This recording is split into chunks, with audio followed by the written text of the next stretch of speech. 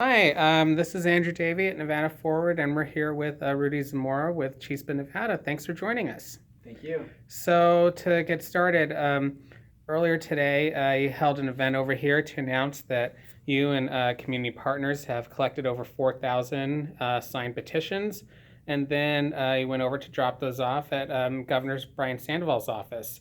What were those petitions about? So the petitions we dropped off at his office today were to ask him to use the Volkswagen settlement money, which Nevada is getting $25 million to transition diesel engine school buses to 100% electric school buses. And why do you feel the need to? Why do you feel the need to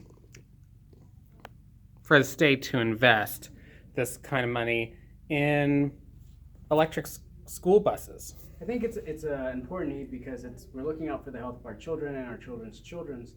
Right now, we see that 1 in 12 students suffer from asthma, and we have over 181,000 students that are using the school bus in the 17 school districts that we have across Nevada. And we see that our state services over 473,000 students.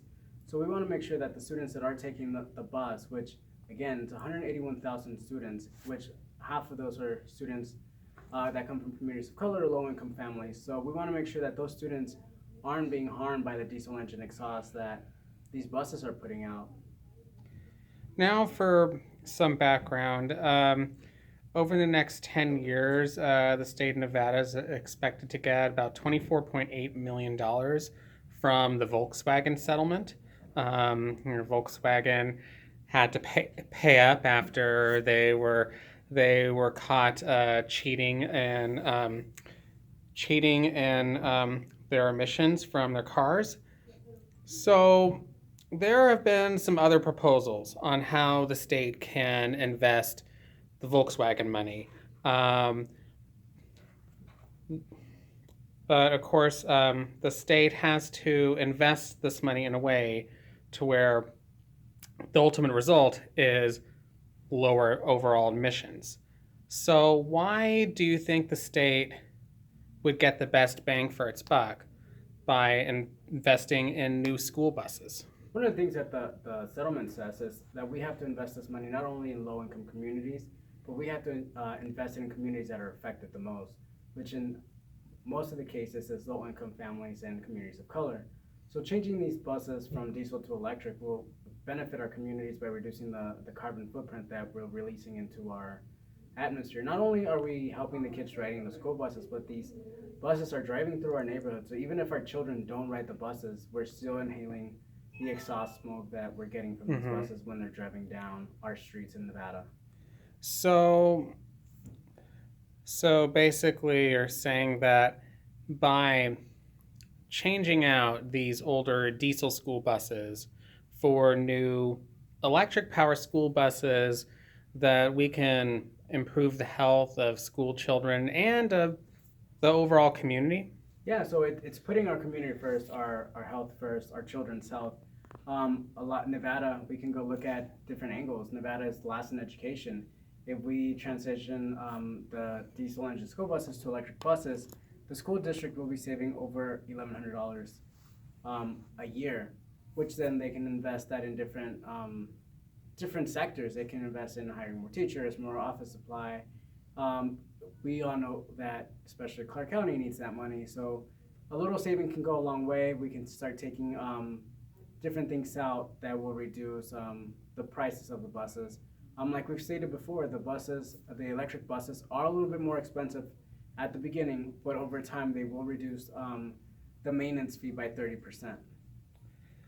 So basically, you're saying that if the state invests just under $25 million to help school districts change out their old school buses for new zero emissions electric school buses, that it could ultimately save money for the state and school districts. Absolutely. We're not only saving money, but we're also putting our kids' health and our community's health first, which is the most important topic for us.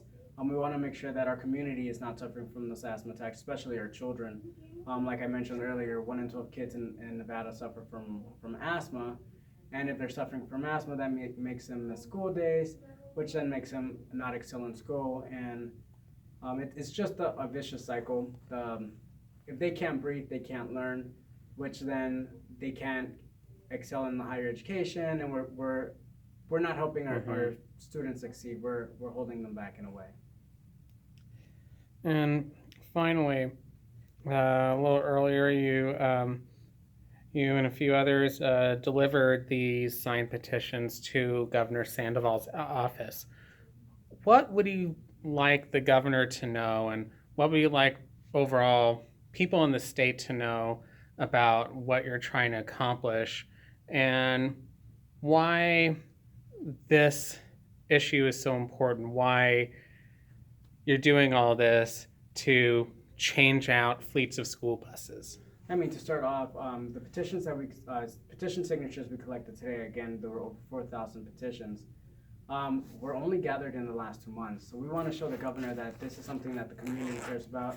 We've had conversations with parents, students, administrators, and different school officials that are all interested in doing this. We're seeing this change in the community. So we urge the governor to take a look at those signatures, talk to community, talk to constituents. We're more than happy to come to his office and give him a rundown on what these buses or this change in buses can potentially do.